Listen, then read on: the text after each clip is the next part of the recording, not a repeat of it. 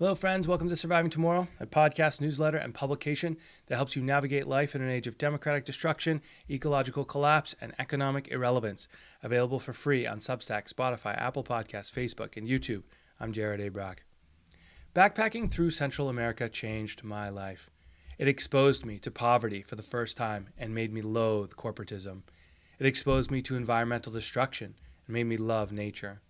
One of my life's greatest collection of memories comes from my months volunteering at eco-villages in Costa Rica. They call it the Rich Coast for a reason. We swam in hot rivers warmed by volcanic heat. We discovered glow-in-the-dark mushrooms.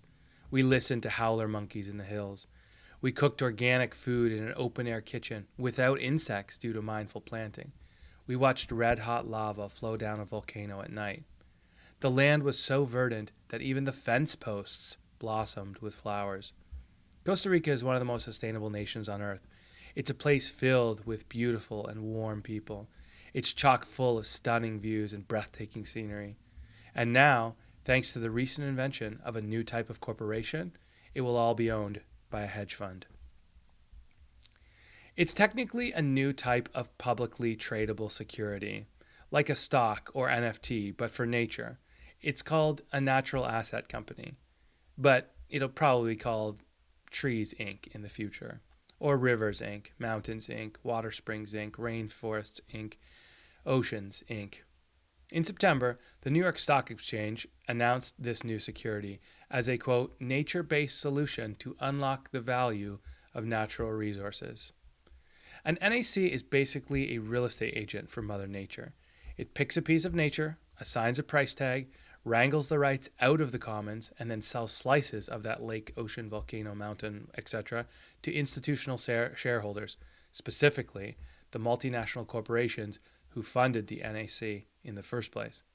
Did I mention that NACs were invented by a company backed by the Inter-American Developmental Bank, Aberdare Ventures, and the New York Stock Exchange itself, and, wait for it, the oil-funded Rockefeller Foundation? Take a guess what country's natural assets are going to be sold off first. My beloved Costa Rica. It seems, my friends, as though everything has a price. I pulled up some articles, and this is what one of them said. NACs will attempt to assign value to services such as carbon retention, freshwater generation, pest control, groundwater storage, and erosion prevention intrinsically provided by natural resources.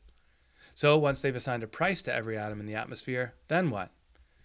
Proceeds from an NAC initial public offering will be used to manage this specific natural asset and potentially acquire additional natural assets or return value to the owners. When I read that, I thought, potentially? Please. They'll maximize profits and acquire additional natural resources.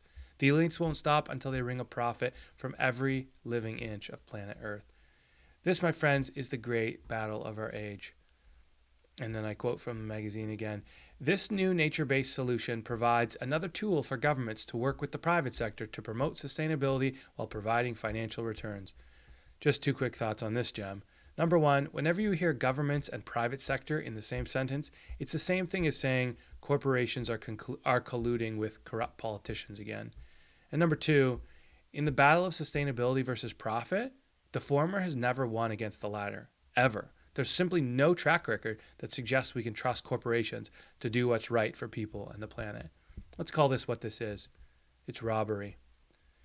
Back to the magazine article. According to initial calculations, NACs will unlock $4 quadrillion, that's $4 million billion, in assets as a new feeding ground for Wall Street investors to buy the rights to clean water and clean air and trout streams and bass-laden lakes and gorgeous picturesque waterfalls and lagoons, entire forests, and it may be eventually even extending into the ocean. Who knows the range of possibilities once nature is transacted on Wall Street? A democracy, of course, would never allow NACs to exist. 2/3 of Americans think we should do more on climate change. 90% support planting 1 trillion trees. 84% support carbon capture tax credits. 73% support taxing corporate emissions. Saving the environment would be an easy layup in a democracy. But of course, there isn't a single democratic nation on planet Earth. We've got a handful of dictatorships and a whole bunch of corporatocracies. In the same way that African dictators have looted their nations to fill their personal bank accounts in London and Geneva, corporate captured politicians are now allowing their backers to ransack the commons in the nations they've been sworn to serve. Let's cut the crap. If corporations were serious about protecting the environment and promoting sustainability, they wouldn't take a giant gun and sticker a price tag on every piece of nature. They donate a share of their corporate profits to a not-for-profit whose sole reason for existing was to protect the ecosystem. But that's not why corporations exist.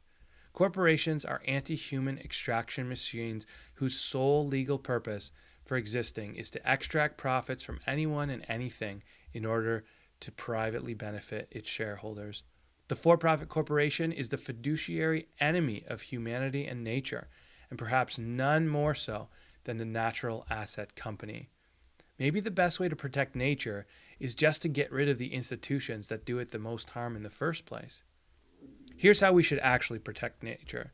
Maybe I'm old-fashioned, but I still happen to think that some things are priceless. That includes much of nature and humans too. We don't need to rely on private capital to quote-unquote protect nature. Call me crazy, but I'm pretty sure something as temporary as a Homo sapiens doesn't have the right or ability to own something as permanent as a mountain. The ecosystem will definitely allow us to use and abuse it, but there will come a point where we muck up the chemistry so badly that it destroys us. It's not personal, it's just science. At the end of the day, nature is sovereign over mankind.